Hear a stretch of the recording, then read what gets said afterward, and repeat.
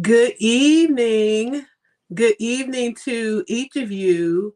I am Dr. Corrine Johnson, and I would like to welcome you on tonight to my Teach Me How to Love You Global Marriage Ministry page. And on tonight, we're going to be talking about whose fault is it? How blame sabotages marriages. And so on tonight, for those of you that are coming in, go ahead on and like, tag, and share the video with some married people that you know that need to hear this word on tonight.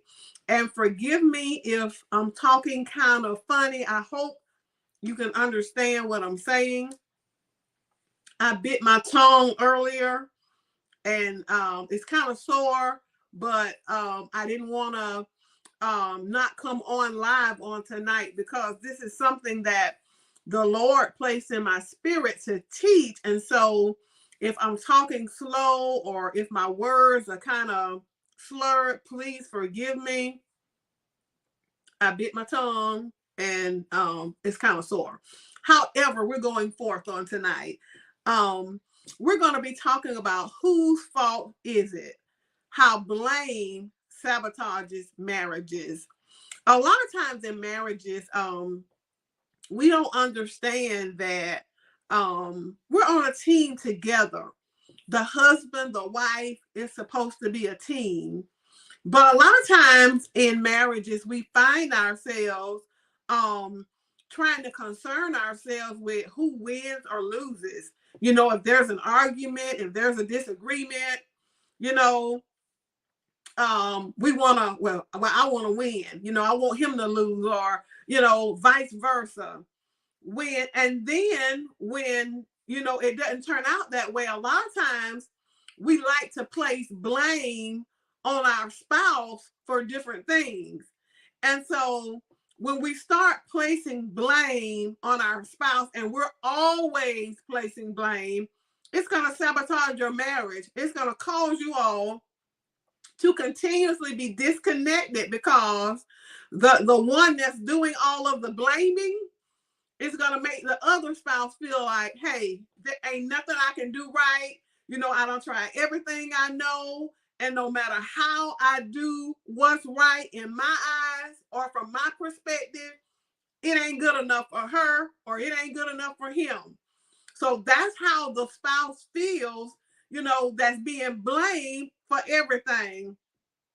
And so a lot of times when I counsel couples, a lot of times I come in contact with husbands and wives that feel like they're stuck. They feel like they're stuck. And I hear things like, you know, he doesn't do his share of the work around the house, or she blows up over nothing. She just loses control over anything. And then I hear the wives saying stuff like, he's not even trying. And then the husbands will rebuttal and say, she doesn't care. You know, that's what I hear in a lot of counseling sessions. And it doesn't feel good to either spouse to be blamed. And so when the blaming takes place, the conflict is like you're putting more and more wood and some kerosene on the fire, because it starts you to where each one is fighting back with the other, and then you hear the wife saying stuff like, you don't notice how much I do. And then, the husband may be saying, well, you blow up because I blow up because you provoke me every time, And then the wife may say, I work harder than you do, and you don't even care. And then the husband is going back and forth. And so the conversation goes around and around and around, and both the husband and the wife feel frustrated. So a lot of times, blame makes us feel like we're alone, like somehow we don't measure up. And that's exactly how you make your spouse feel when you're always blaming them for something. Every time your husband come home, and if he goes sit down on the couch, you over there breathing hard like, don't he see that, I'm trying to cook? At least he can come help the kids with the homework, or something, And then you storm over there to where he is, and you like, you don't ever help me do anything. You see, I'm trying to cook the food. You can at least take the trash out, or at least help the kids with their homework, or at least go put on a load of clothes. You can at least do something. And so when you're blaming the spouse and saying, you don't ever do anything to help me, it's like you're literally telling him that he don't measure up, and vice versa. Sometimes the husband does the blaming, and when either spouse blames, you're speaking volumes to your spouse, because you're saying to them that, hey, I don't measure up to whatever your expectations are. And so blame is very hard on relationships. And I see it all the time where each person, each spouse sees the problem as the other person's doing. And so it's not always easy to get couples to see that blame is most often part on both of their parts, really.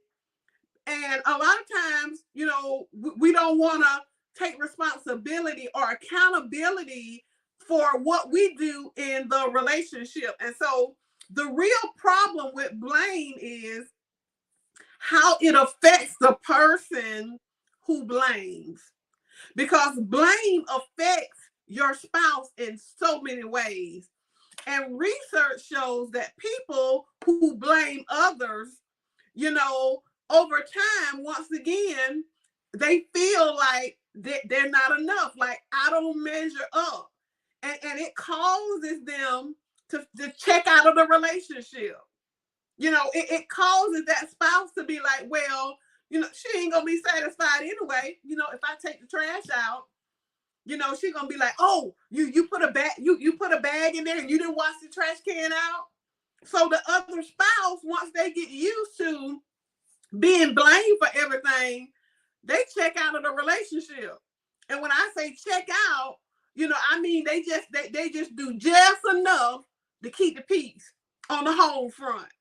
And so because once again they feel like no matter what they do, it's not going to be enough. And so blame separates. It causes it to be a disconnection in the relationship.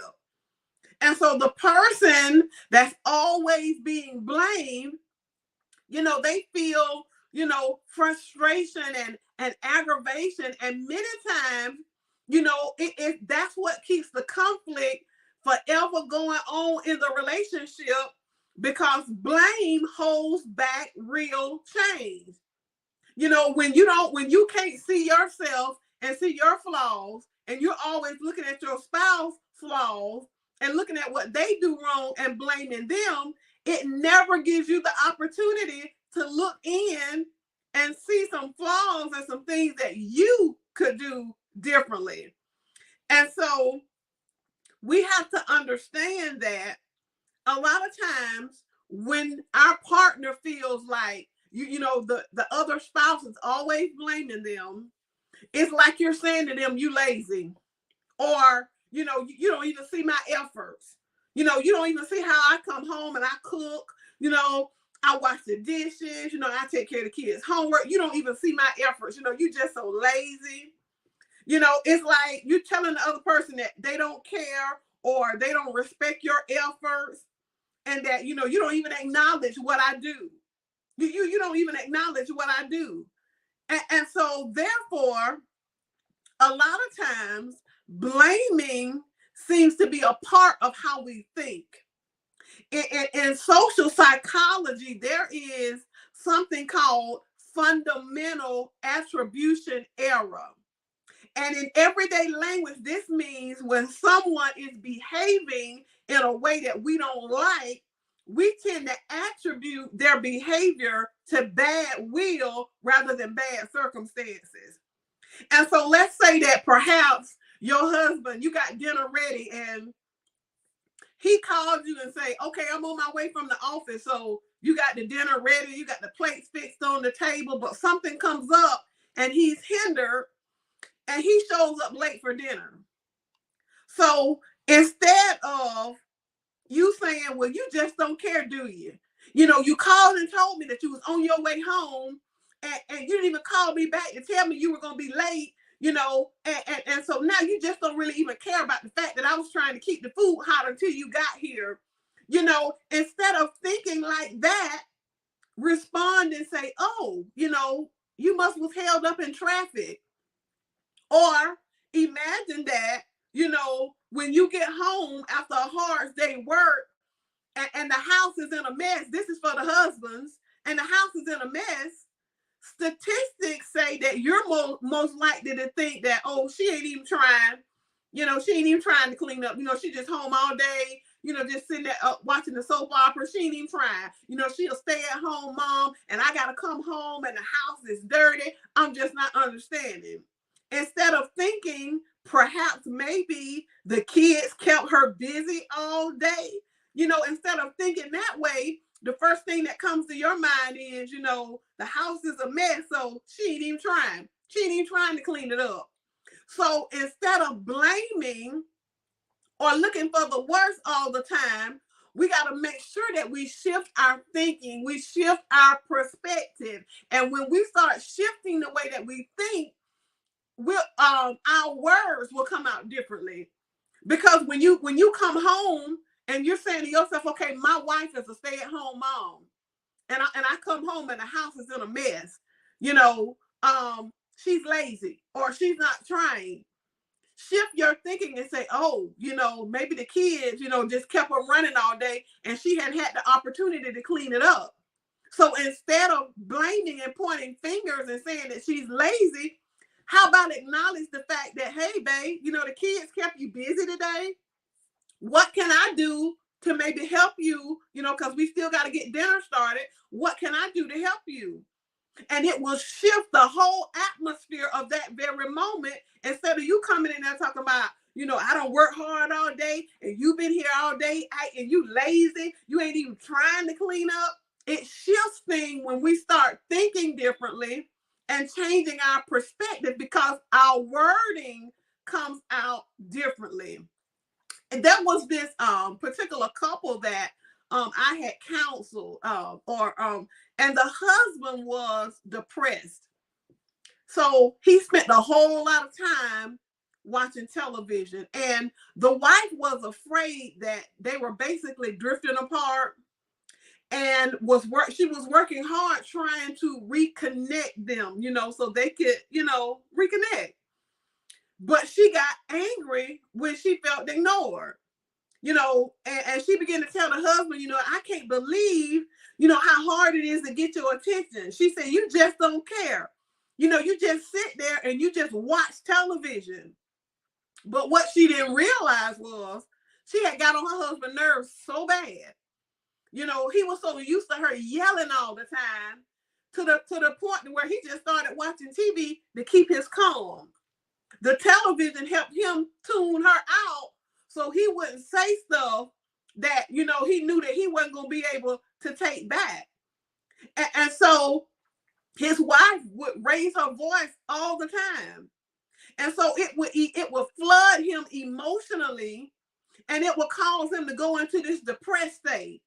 And so to keep his mind in a halfway stable place, he started focusing in on the television. So when he would see her coming out of his peripheral view, he would focus in on the television and what they were saying, because he knew that she would get mad for anything. He knew that nothing that he did, no matter what it was, he couldn't do it right, and she was always going to be mad. And so they were caught up in a negative cycle of thoughts, feelings, and behaviors. And blame was a good part of what was keeping them in that place. And so we got to be ever so careful as husbands and wives as to how we speak when it comes down to our voice tones and what we are saying. So when you are communicating with your spouse, you don't want to blame. You want to shift your words. Instead of saying, you know, the house is always in a mess and you never clean it up, you know, use your I words. Express how you feel instead of blaming your spouse. When you come home and you've been at work all day, the house is in a mess and there's no food cooked, instead of you saying, you know, you've been here all day, you lazy, you know, the food ain't cooked. Say, baby, I feel like, you know, because I have been at work all day, you know, I kind of feel like when I come home, I should be able to have something to eat and maybe sit down and rest. You know, what can I do, you know, to kind of make that happen, you know, or what can I do for you to free up some stuff so we can make that happen? That's not blaming. That's not saying you lazy, you don't ever clean up. That's expressing how you feel. You're saying you're using your I words. This is how I feel. So you're not saying that this is how it really is, but this is how you feel. And so it shifts the whole atmosphere of that very moment. Because when you come in and you're blaming and saying you lazy and you don't never clean up, or for the wife saying, telling the husband, you lazy, you stay on the couch all the time, you don't take out the trash, you don't mow the yards.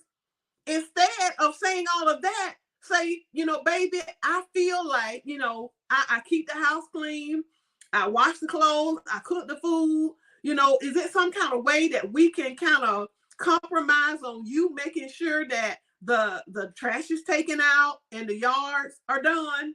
When you shift the way that you say it and you're not blaming, it makes a difference in the atmosphere of that very moment.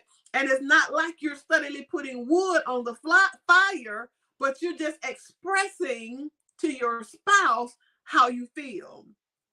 And so some ways that we can stay out of blame is we got to make sure that we own at least a part of the problem.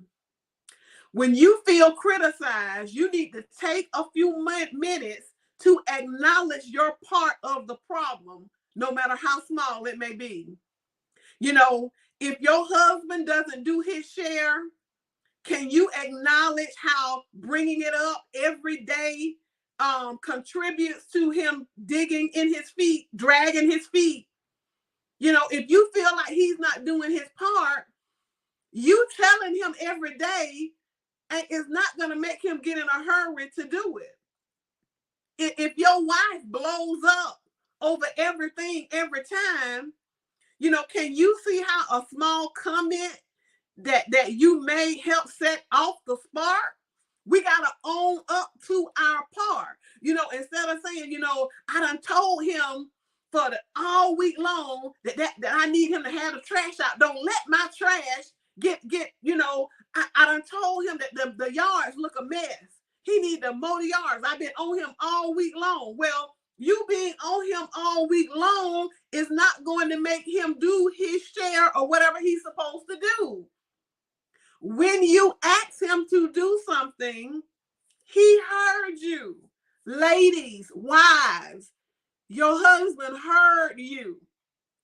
He don't need you to tell him 3, 4, 500 more times the same day to take the trash out. He don't need you to tell him 3, 4, 500 times a day to go mow the yards. When you told him the first time, he heard you. He heard you when you told him. How did you say it? And sometimes the way that we say things make our husbands be like, who she thinks she is, my mama? You're not my mama now. My mama already raised me. You're not my mama. So you cannot mother him. In other words, you can't be like, you didn't hear me tell you to take trash out. It's not like you're talking to one of your kids. Once again, he heard you the first time. If I ask my husband to do something, and if I look around and he hadn't done it, I'm not getting ready to tell him 400, 500 more times, can you do it? If some time has passed by and it still hadn't been done, I may send a reminder and say, sweetheart, did you forget to the yards? I kind of wanted them to look a particular way. Did you forget? You don't go in his face talking about, I done told you, I done asked you 3, 4, 5 times today to go take the trash out, and the trash is still there. Leave it alone. Once you tell him whatever it is, or ask him, not tell, ask him whatever it is, leave it alone.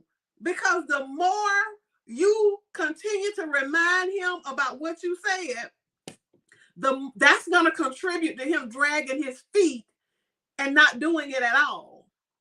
Husbands, the more you always say that, your wife blowing up over nothing, you got to own up to your part.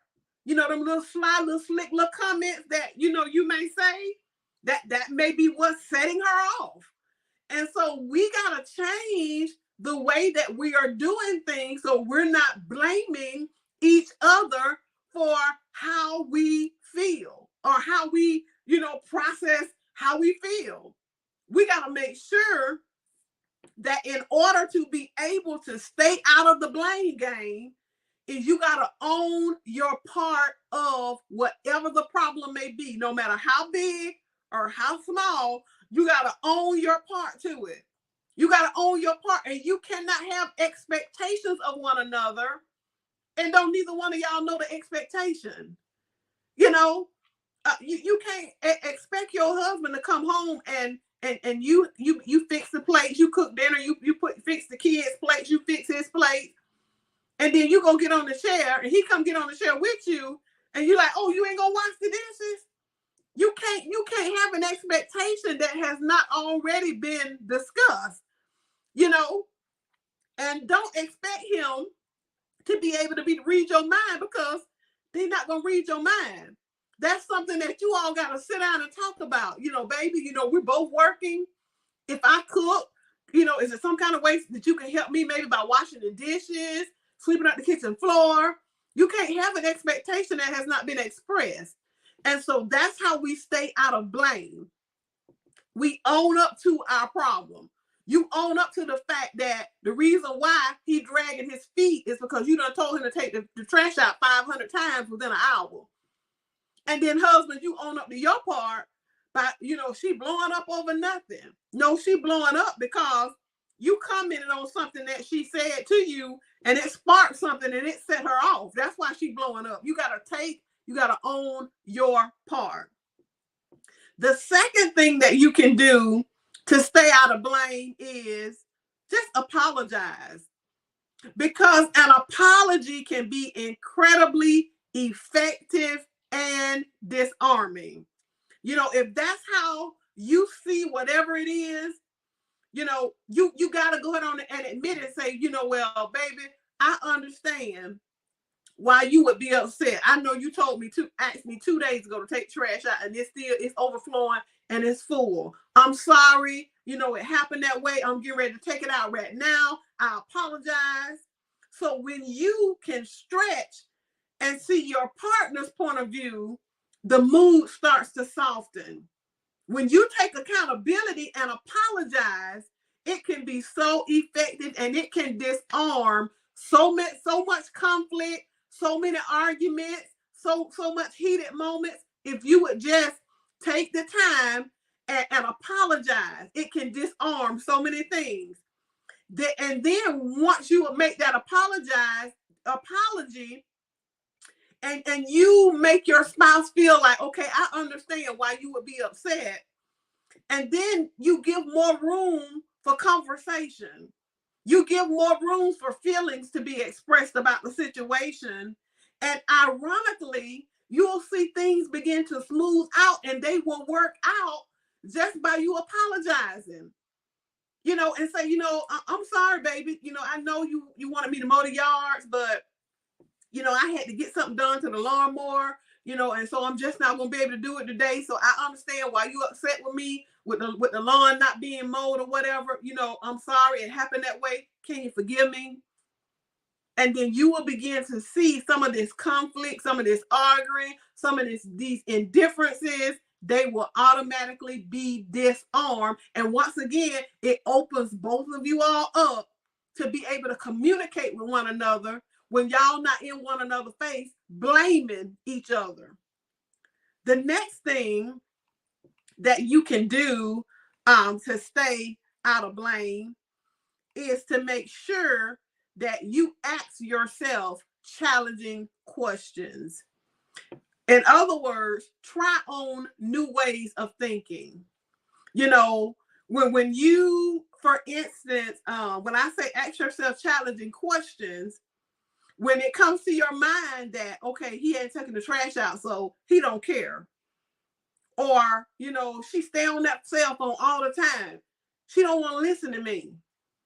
Instead of thinking that way, maybe he does care. Maybe she will listen. So the next time you feel stuck and you feel like he don't care and she not gonna listen, ask yourselves questions to kind of shift your perspective. Can I talk about my own experience, without blaming my partner? Ask yourself challenging questions. Can I go to my wife and say and talk to her about my experience and how I feel without blaming her? In other words, go to your wife and say, well, baby, when I come home after we eat dinner, I be wanting to spend time with you, but, you be on the cell phone all the time. And I can't get is it any way where, you can make some time for us to spend some quality time together? When we come, instead of saying she won't listen or she don't desire to listen or she don't desire to spend time with you, go to her and ask her and talk and communicate without blaming. In other words, don't go to her and be like, every time I come home, we eat dinner and you getting on that phone and you ain't never got no time for me. I'm sick of it. If you say that, an automatic wall going up because that's blaming. That's pointing the finger. That's blaming. But when you actually say, hey, babe, can I talk to you for a minute? When I come home from work, I had a hard day. I want to spend some time with you, but seem like you always busy on your cell phone. Can you, kind of squeeze in some time where we can spend some quality time? And then I promise you she'll open up and you all will be able to communicate rather than you coming and blaming and yelling. Shift your perspective, and let go of the need to be right. Because a lot of times we seek to fix the blame for the past. Or so we have to accept our own responsibility for the right now and for the future. And so instead of, you always got to be right and he always wrong or vice versa, it's not about who's right and who's wrong. It's about making sure that you're not playing the blame game. And once again, let us not seek to fix the blame for the past. From this point on, we're moving forward and we're learning how to accept our own responsibility and accountability for what we do after you've heard this teaching on tonight. And so once again, whose fault is it? A lot of times, we sit around and we play the blame game, and whether we know it or not, when we continue to blame, It's sabotaging your marriage. You got to begin to make sure that you are using the right words.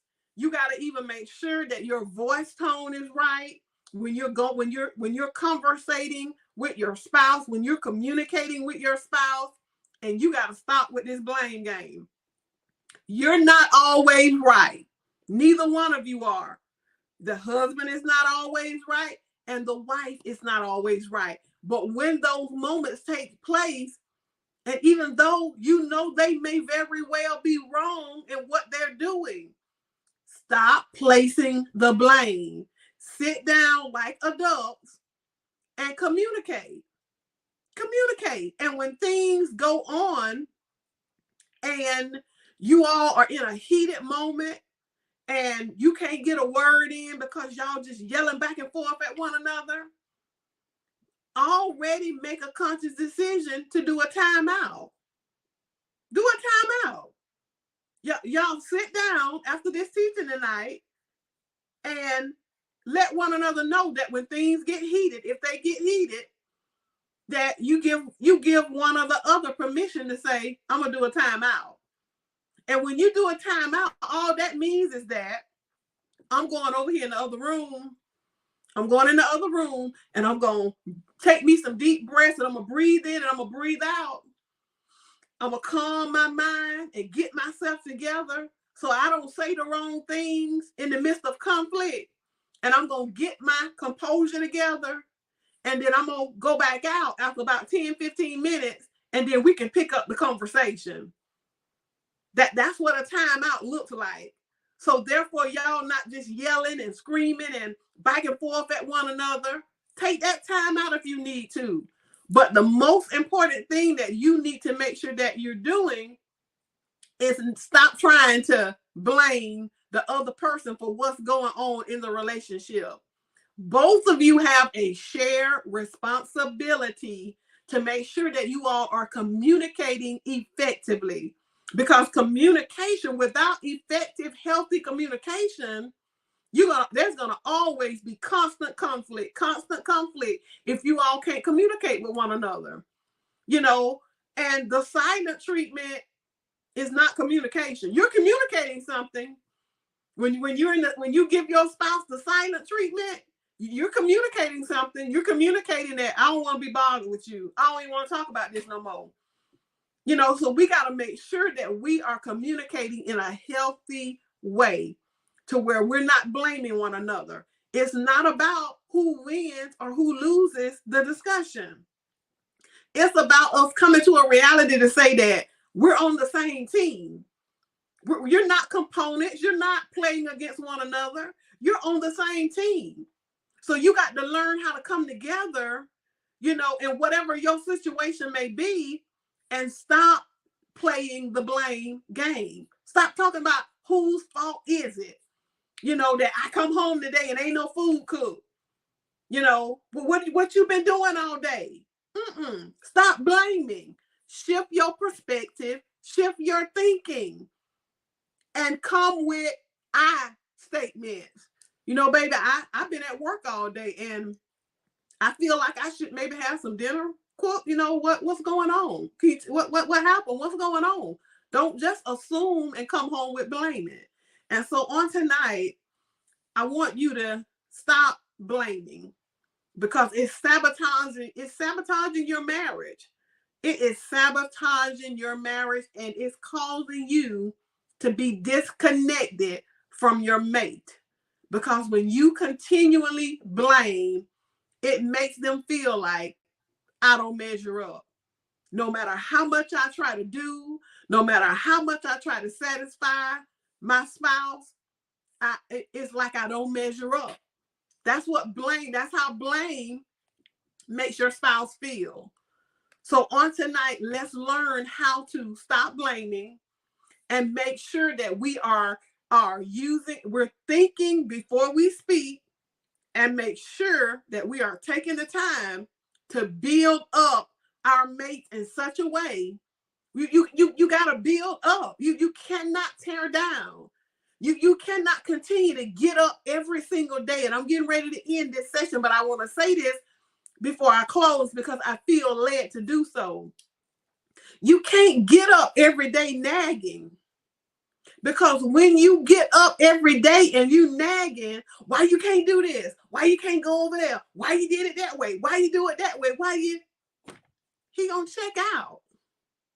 And what I mean when I say check out is he just gonna be in the house with you. He just gonna be in the house and gonna be like, okay, whatever you say. It's your world. It's your world. He gonna check out because you're making him feel like he does not measure up. You make him feel like he doesn't measure up. So God is calling us as wives. The Bible says that every wise woman builds her house, and a fool tears it down with her own hands. Nagging, blaming. You can't do nothing right. Nagging, blaming, point fingers. Stop it. If you want that reconnection with your spouse, and this is for the husbands as well, we got to stop it.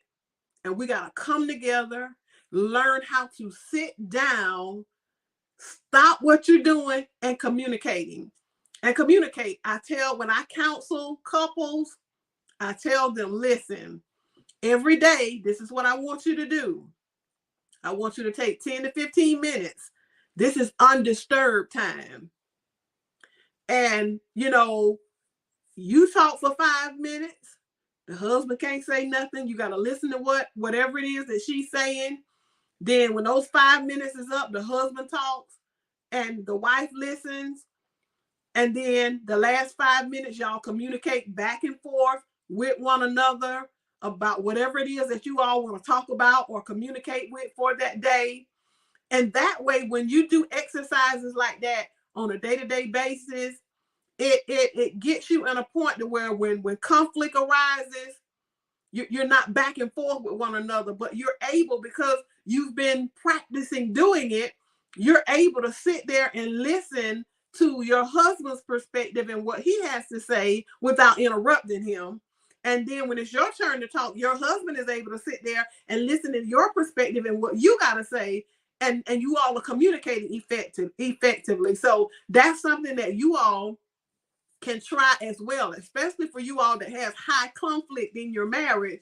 That's a practice that you all can begin to do every single day. It only takes about 10-15 minutes of your day. You can do it at night when you get into bed. When the kids, if you got small kids, when you put your kids to bed and y'all go to bed, take that 10-15 minutes to communicate back and forth. You listen, he listens, and then y'all counteract back and forth. And it teaches you how to effectively communicate, listen, and engage and talk to one another without yelling, without screaming, without raising your voice, and all that good stuff.